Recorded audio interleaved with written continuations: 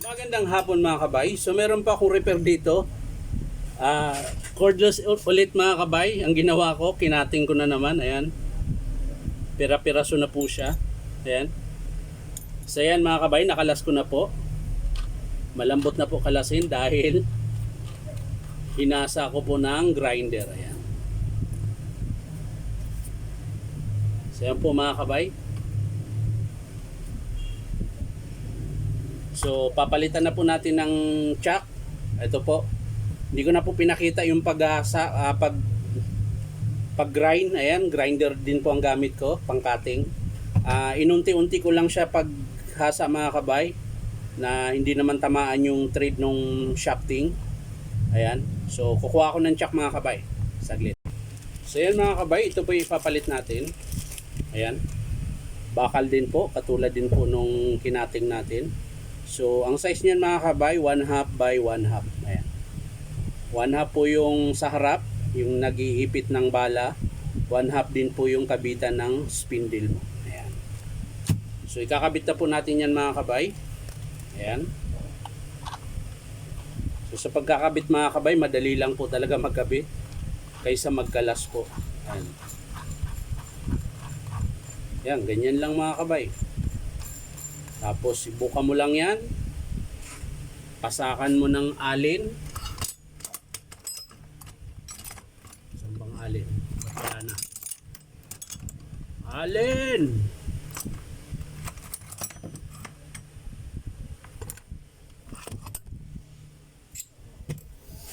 Ayan mga kabay, papasakan natin ng alin. Ayan, 1/2 po yan. Ayan. Tapos paluin nyo na po papunta roon.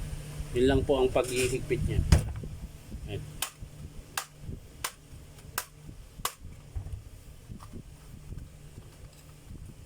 So, hindi ka naman po kakaba-kaba na makalas yan dahil meron po siyang lock.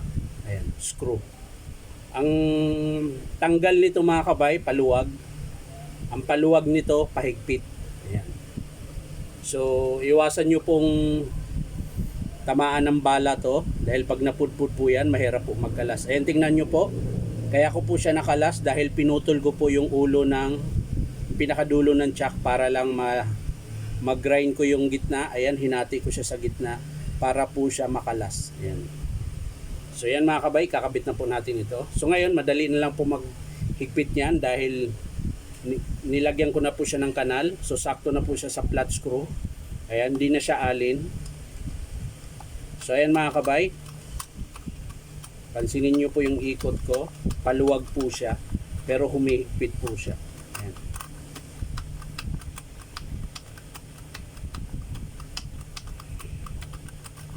Yun, higpit na mga kabay. Ayan. So okay na po siya mga kabay. Ayan, kakabit lang natin yung battery nya. Yun. Ito mga kabay, wala siyang hammer pero may drills po siya. Ayan. So titesting natin yung drill. Okay naman, number 1. Ayan, so testing natin yung screw kung gumagana.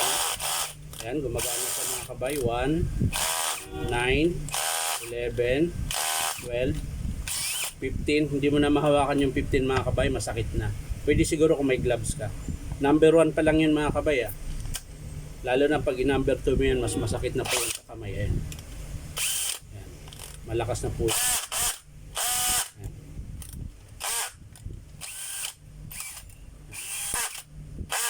So sa mga hindi pa po nakakaalam dyan, pag naghihigpit ho kayo, halimbawa naglalagay kayo ng bala, ayan, lalagay mo lang po siya sa mababa na number. Ayan. Pag sa 9, kaya niya nang bumuka. So, lalagay nyo na po yung bala. Tapos, ipo-forward mo lang siya. Alalay lang ng hawak dito. Pag matigas na, bitawan nyo po. Ayan. Ayan, ganyan lang po ang paghihigpit. Ayan. Ayan, pwede mo na pong gamitin yan mga kapatid. Pwede nyo na ibarina. Ayan. Reverse. Ayan. Sa pagkalas naman mga kabay, ganun din po. Re-reverse mo lang siya. Ayan. Ayan, tulad yan, pa-reverse po yan. So hawakan nyo po yung ulo. Ayan. Kalas na po siya.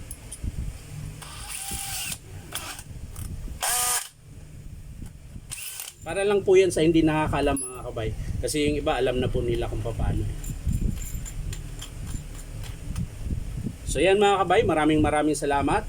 Ang pinalitan lang po natin dito sa cordless na to na 18 volts, ayan.